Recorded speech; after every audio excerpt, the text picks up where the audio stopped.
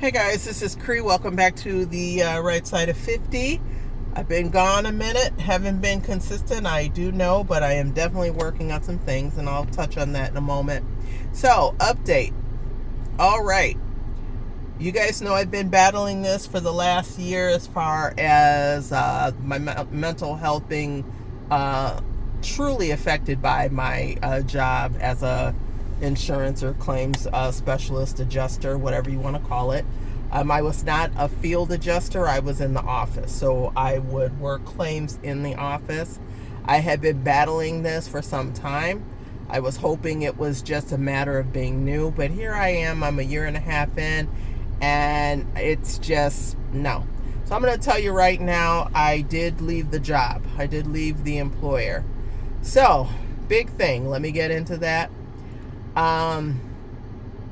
I guess really where it started, you guys know, I started earlier last year in 2024. I was excited, got started, had a few months worth of training, as you call zip training. So even though you're like, gosh, a few months, that's a long time. Yeah, and it's still not enough because you're never going to learn everything. There's new stuff all the time, okay? For anybody who's not familiar with what adjusters do, in the field or in the office, the point is you need to get estimates, you need to get photos so that you can dissect how much you need to pay this customer out. So as a claim specialist or a desk specialist, what you're doing is you're waiting for the claim.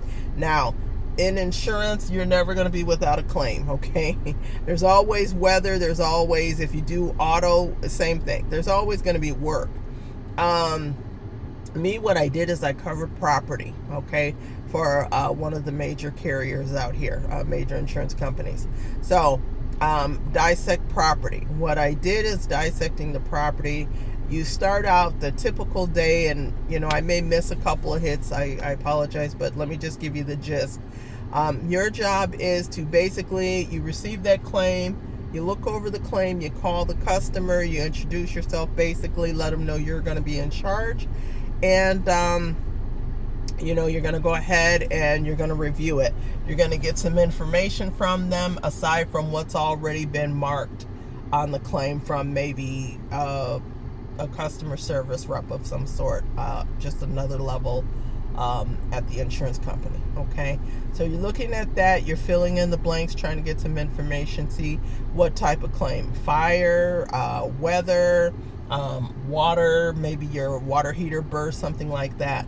So if they have a contractor and they got someone, and we'll just say for water as an example, water are the most complex ones because you're going to have somebody to mitigate, which just means dry out the property.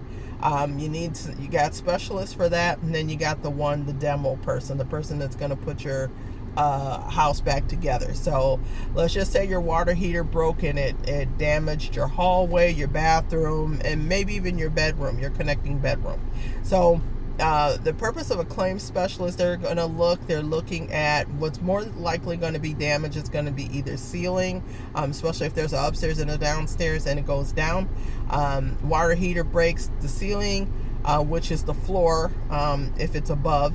So you got floor damage. Maybe it's tile and carpet, wooden, hardwood floors. You got the trim, the base trim. You got the drywall, of course. You got various things. Maybe cabinetry has been affected. So if they have a contractor, great. The contractor's gonna take an estimate. They're gonna send it in, and they're gonna upload it to us, and we're gonna look at it. Now, with that, we more than likely need a comparison, especially if it's not a contractor that we recommended to you. It wasn't a referral from us, so we usually at that point will send an adjuster out to go ahead and assess the property, and we'll get our own. So that way we have a comparison. Now, a lot of times what will happen is if you get a field adjuster, they're going to go out there, you guys, and they're going to look and they're going to assess it, write it all up. And a lot of times they just write the check right then and there, or go back to the office and send the check out, whatever.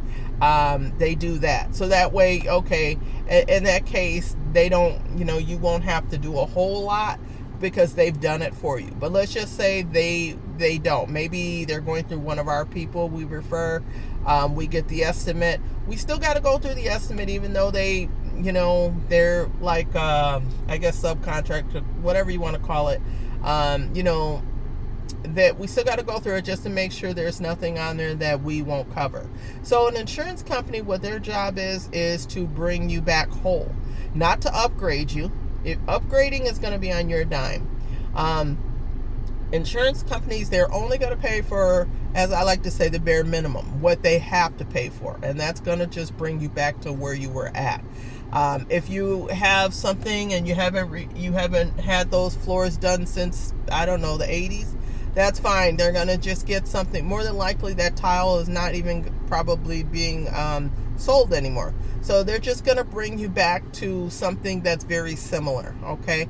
And then, you would pick out which one or whatever, but we're only going to pay for something that would be on the basic level as it was if we were in the 80s. It's going to be kind of the same thing. You're just going to have to get different floors and hardwood and all of that. So, as a desk adjuster, what you're doing is you're dissecting. In the midst of you doing all of this, you're keeping up with the customer maybe once a week. You're trying to get obtain photos to make sure that we'll just say their contractor, they chose a contractor. You want to make sure that everything that's being done you can see in the photos so that we can approve it, okay? What insurance companies generally do, the whole point is to save you money, obviously, so they don't have to go up on the premiums. That's what they say. Obviously there's truth to it. I'm not here to bash the company, because I know insurance companies really across the board, they all have the same objective. It's just how they come to the conclusion of what they're going to pay. There may be some differences. So the company I was working for, and this is just my opinion, you guys, the objective is not hard. Where the complication comes in is the fact that you really have to be good at multitasking, because you're going to have 20 different things that you're going to have to do in a day. You have to know how to manage your day.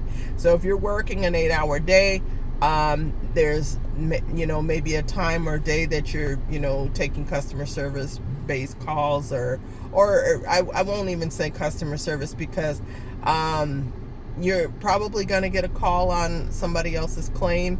Some insurance companies, most of them are set up that way, where you take calls from that are not related to your claim, and you're going to try to assist to the best of your ability.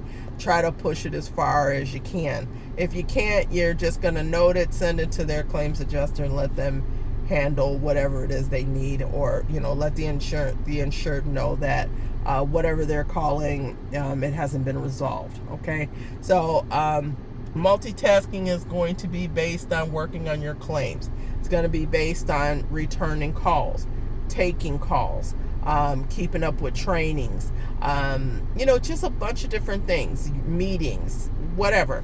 I personally, at this age now, maybe 10 years ago, I would have been better at this, but really at this point in time, I'm not as good as I wanted to be. So this whole year and a half, I'll say the first 6 months, I'll say the first 6 months out of training, let me put it that way.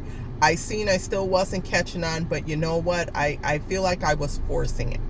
So with that being said, I already was at the headspace to know that this is probably not going to be for me. But I still tried to give it my best, because that's what I do. I try to go as far as I can until I know, okay, this is just not it. Some people are good with just walking away and saying, no, this is not for me. That's not me. I've always been that way. I try to just make sure that this is really what it is. Make sure it's nothing that I missed. I try to give it my best. I try to give it my all. So I had a manager. I had a new manager a couple weeks before I went out on leave. We didn't get a chance to know each other on a professional level. I came back, returned back to work. I was with her for another couple of weeks, give or take. And I realized this is just not it. We never had a real formal introduction as far as getting to know, or what I like managers to do is to kind of give me their expectation, how they do things. Since I was with the company, I was with 3 different managers. So what that means is I was under 3 different ways of doing things. This manager does this and has this expectation. This one has this. This one has this. They want everything done. So in my head, the way I work, that starts me all over, okay? Because now you want me to do things that I never had to do with the last manager or the one before. So this was kind of my headspace there. I don't feel like there was no time for me to get adjusted. I had been gone almost 3 months. There was no time. My manager didn't give